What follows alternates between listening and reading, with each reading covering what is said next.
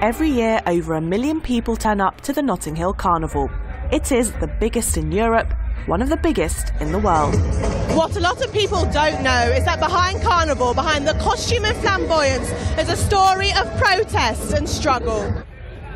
It's a story that Notting Hill resident and lifelong carnival goer Ishmael Blagrove has just written. His just-released book is a photographic and testimonial history of the carnival and how it started. It started as a result of a sequence of events. You had the race riots of 1958, you had the murder of an Antiguan carpenter called Kelso Cochrane in 1959, and as a result of that you had different groups coming out in the streets saying, we've got to do something in terms of easing the sort of racial tensions that existed in the area. That something became the Notting Hill Carnival, which itself saw rioting in the 1970s as anger at the police treatment of the black community spilled over.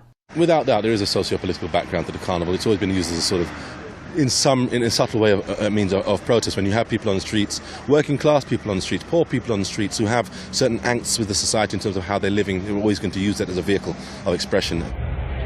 Today, Carnival has evolved, but those subtle means of protest are not hard to find, and Ishmael would argue that there is still subtle racism on how the Carnival is viewed by the establishment.